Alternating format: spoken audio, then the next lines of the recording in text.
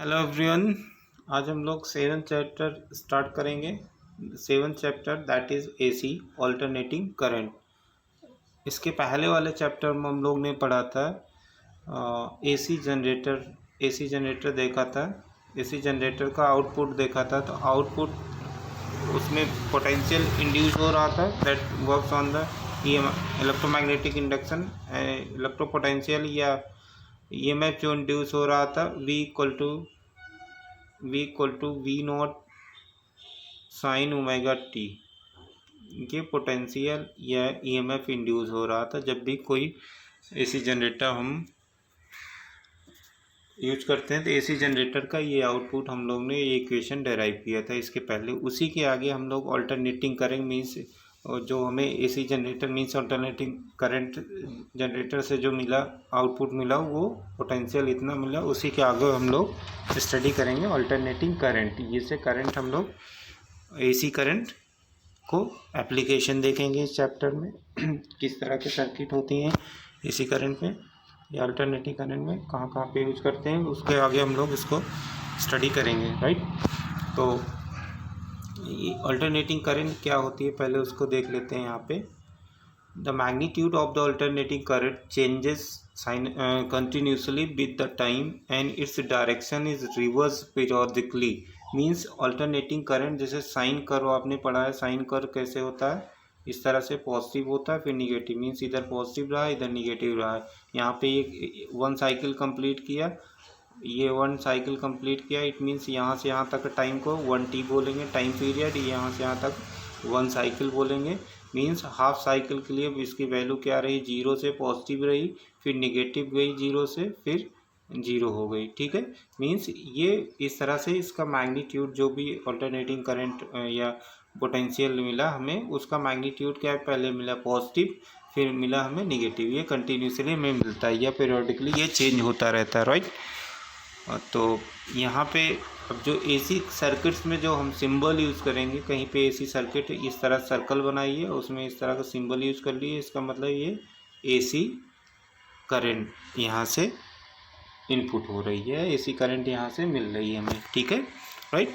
ये चीज़ let us consider here a source which produces sinusoidally varying potential difference across its terminal, thus the potential difference is also called AC current। means कोई AC terminal है, यहाँ पे कोई AC source है, AC source से जो output मिल रहा है यहाँ पे लोड रेजिस्टेंस लगा हुआ है, यहाँ पे जो आउट मिला हम उसको AC आउटपुट बोलेंगे। AC आउटपुट या यहाँ पे जो टर्मिनल पोटेंशियल डिफरेंस मिलेगा उसे हम एसी वोल्टेज बोलेंगे।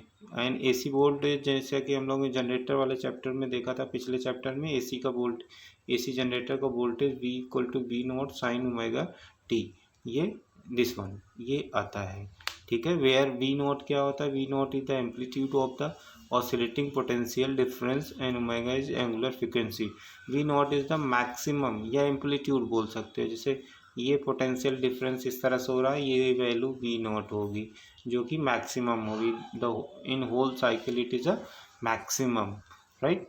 तो उसी को हम अब यहाँ पे जैसे हमने एक सर्किट कंसीडर किया, यहीं पे अब क्या करिए आप, Kirchhoff applying Kirchhoff rule in the given circuit summation F silent T is equal to zero, क्योंकि आपका जो पोटेंशियल है वो टाइम का फंक्शन है, टाइम के हिसाब से पोटेंशियल वेरी कर रहा है। इक्वल टू यहाँ पे लिख दीजिए पूरे सर्किट का अगर किरचॉफ लॉ लगाएंगे तो पहले आपको potential V naught sine omega T है और फिर आपका करंट लोड रेजिस्टेंस है I R equal to zero.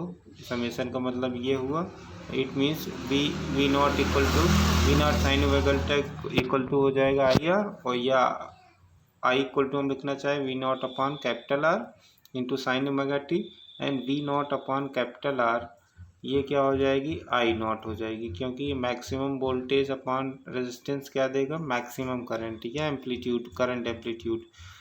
तो यहाँ पे I naught equal to V naught upon R, the current amplitude, the current and voltage are in same phase with each.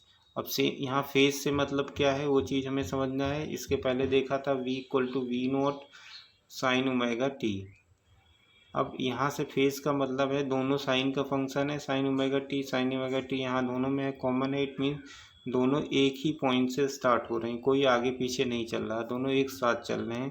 तो इसको यहाँ पे हम लोग ग्राफ पे, दोनों का मैग्नीट्यूड अलग हो सकता है बट ग्राफ यहाँ पे देखिए, जैसे हमने करंट को यहाँ पे वोल्टेज को ड्रॉ किया, ये ग्राफ हमें मिला, ठीक है। अब करंट को ड्रॉ कर रहे हैं तो ये एम्पलीट्यूड कम आ रहा, but starting point and end point and zero point all are the same. इसका मतलब ये सेम है, सेम फेज में है। अब इसके करस्पॉन्डिंग अगर हम फेजर डायग्राम, ये आपको पोटेंशियल इधर है, करंट भी लिया है, इधर हमने ओमेगा टी मीन्स टाइम लिया है।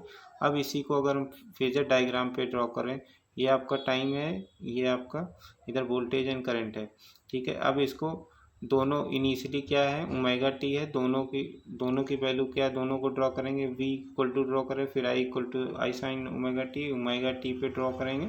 तो ये हमारा फेजर डायग्राम कहलाएगा कि दोनों की डायरेक्शन देखिए आप सेम डायरेक्शन में है, दोनों एक सेम डायरेक्शन से मतलब ये है जब i बढ़ रहा है तो v बढ़ रहा है, या v बढ़ रहा है तो i बढ़ रहा है, दोनों एक साथ बढ़ रहे हैं, फिर दोनों एक साथ डिक्रीज हो रहे हैं, एक ही डायरेक्शन का मतलब ये यहाँ से मतलब है both are in the same direction और सेम नेचर के हैं। मीन्स एक में अगर इंक्रीज हो रहा दूसरे में इंक्रीज हो रहा है, एक में अगर डिक्रीज हो रहा दूसरे में डिक्रीज हो रहा, फिर इंक्रीज हो रहा, फिर इंक्रीज हो रहा दूसरे में, फिर डिक्रीज हुआ, फिर दूसरा भी डिक्रीज हुआ। इसका मतलब होता है यहाँ पे they are in same phase, means उनका मैक्सिमा एंड मिनिमा दोनों एक साथ में हो रहे हैं। जैसे यहाँ पे देखिए मैक्सिमा एक साथ मिला, मिनिमा मतलब जीरो जहाँ मिल रहा है एक साथ मिल रहा है, तो इसी को हम सेम फेज बोलेंगे। अगर इसी में अगर ऐसा होता कि अगर ये जब जीरो है, मान लिया करंट यहाँ पे ऐसे होती, फिर ये जब मैक्सिमम में करंट जीरो होती, इसका मतलब दोनों में फेज है, दोनों डिफरेंस है, दोनों आगे पीछे चल रहे हैं। जब एक मैक्सिमम और दूसरा मिनिमम, जब दूसरा मैक्सिमम और पहला मिनिमम, तो इसी को हम लोग फेज डायग्राम बोलेंगे, ठीक है। आगे पढ़ेंगे। अब यहाँ पे कुछ कंक्लूजन्स हैं। Like the applied voltage the current varies sinusoidally, ये हम लोग ने अभी देखा, करंट भी साइनोसॉइडली वेरी करता है and has corresponding positive and negative values during the each cycle. Means आपका यहाँ पे करंट भी वैसे पहले प्लस हो रही, फिर माइनस, फिर प्लस, फिर माइनस, इस तरह से वेरी करती है। Thus, the sum of instantaneous current values over a complete cycle is zero. अगर इंस्टेंटेनियस करंट का सम ले तो हमें क्या मिलेगा, ज़ीरो मिलता है। And the average current is also zero. Means अगर ये आपका ग्राफ है, जैसे ये पॉजिटिव है, ये निगेटिव है, फिर पॉजिटिव है, मीन्स ये और ये, इसका सम एक साइकिल के लिए इसका सम करें तो हमें क्या मिलेगा, इंस्टेंटेनियस करंट क्या मिलेगी, ज़ीरो मिलेगी। किसी भी टाइम अगर इंस्टेंट पर हम देखें तो ये जो सम होगा पूरे साइकिल, मीन्स एक कंप्लीट साइकिल के लिए, ये इतना पॉजिटिव वैल्यू है, उतने ये निगेटिव है, दोनों के कैंसिल कर देंगे, मीन्स प्लस माइनस हो कैंसिल हो जाएगा, मीन्स नल हो जाएगा इफेक्ट। मीन्स कंप्लीट साइकिल के लिए instantaneous current zero and the average current is also zero, but average power is consume is not zero. अब यहाँ पे डिफर क्या हो जाता है, जब हम एवरेज पावर निकालते हैं तो देखते हैं ऐसा नहीं कि एवरेज पावर हमें आउटपुट नहीं मिल रहा, आउटपुट मिल रहा है एंड कंज्यूम हो रहा पावर, तो वो पावर कहाँ से आ रही, इट मीन्स आउटपुट तो मिल रहा है, इट मीन्स वो कैसे आ रहा। तो तब यहाँ पे अब इंस्टेंटेनियस हम वोल्टेज एसी करंट में इंस्टेंटेनियस वोल्टेज या इंस्टेंटेनियस करंट नहीं कैलकुलेट करेंगे, हम लोग एवरेज वैल्यू देखेंगे। तो यहाँ पे एवरेज वोल्टेज कैलकुलेट करके देखिए, एवरेज वोल्टेज जीरो आ रहा है कि नहीं। अगर एवरेज वोल्टेज जीरो आ रहा है तो फिर एवरेज हम नहीं ले सकते, क्योंकि एवरेज तो जब भी आप प्रॉब्लम सॉल्व करोगे एवरेज जीरो ले लोगे तो कोई मतलब नहीं है आउटपुट पे। देखिए यहाँ वी एवरेज, मतलब यहाँ पे एवरेज का सिंबल ऐसे भी यूज़ कर सकते हैं, वी या ए वी जे लिख के या वी लिख के आप और बार लगा दो तो इसका मतलब एवरेज हो जाता है। अब आपको क्या हो जाएगा, पूरे जीरो से T, means integration zero to T V D T, means V naught sine omega T. अब इंटीग्रेशन का मतलब होता है summation, sum over the cycle zero से T time period, means one cycle के लिए समेशन कितना हो रहा है इसकी value upon total time period से डिवाइड कर देंगे, हमें मिल जाएगा। अब यहाँ पे देखिए इसको इंटीग्रेशन जीरो से टाइम पीरियड टी के लिए इंटीग्रेशन कीजिए, तो ये sign omega T V naught upon T तो कांस्टेंट है, वो बाहर आ गया, साइन ओमेगा टी को इंटीग्रेट करेंगे कॉस ओमेगा टी माइनस में आएगा। अब जीरो से और टी यहाँ की वैल्यू रख दो तो अपर लिमिट रखिए टी, कैपिटल टी रखिए, तो यहाँ पे आपको ये दे देगा कॉस ओमेगा टी है, ओमेगा की वैल्यू होती है 2 पाई टी होती है, सॉरी 2 पाई बाई टी। यहाँ पे इसका हम कैलकुलेशन बता रहे हैं इस लाइन के आगे। यहाँ पे देखिए b माइनस ओमेगा टी तो नीचे आएगा इंटीग्रेशन में, कॉस की लिमिट रखो, कॉस ओमेगा की value 2 pi upon T into small T की जगह हम रख दें कैपिटल टी, तो ये अपर लिमिट हो गई। लोअर लिमिट cos 0 रख दीजिए ये, तो अपर लिमिट ये टी से टी कैंसिल, cos 2 पाई की वैल्यू 1 होती है, cos 2 पाई की मतलब 1 माइनस 1 क्या दे देगा आपको 0, मीन्स एवरेज वोल्टेज हमने देखा 0। इसी तरीके से आप एवरेज करंट निकालो, उसकी वैल्यू 0, मतलब ये हाफ कंप्लीट साइकिल की बात कर रहे हैं। अभी एक कंप्लीट साइकिल में ये दोनों वैल्यू 0 आ गई। अब यहाँ पे स्क्वायर कर लेते हैं, एवरेज स्क्वायर का एवरेज, मतलब अभी हम सीधा एवरेज निकाल रहे थे वोल्टेज का, अब वोल्टेज का स्क्वायर करके एवरेज कीजिए। स्क्वायर किया तो ऊपर ये फंक्शन आपको स्क्वायर का सम हो गया इंटीग्रेशन में upon total time period, right. तब इसका स्क्वायर का सम में इसको इंटीग्रेट कीजिए, इसको जब इंटीग्रेट करेंगे तो ये आएगा 1 minus cos 2 omega T upon में 2, इसको कन्वर्ट करना पड़ेगा साइन स्क्वायर को हटा के कॉस अपॉन, फिर उसको इंटीग्रेट करेंगे, फिर लिमिट रखेंगे तो आपके ये वैल्यू आ जाएगी V square upon 2t into T, ये टी से टी कैंसिल आ जाएगा, V square equal to V square bar, means square bar है ये। अब अगर इसी का स्क्वायर रूट ले लें, मीन्स इसी का स्क्वायर रूट ले लें, तो उसी को हम रूट मीन स्क्वायर वैल्यू बोलते हैं।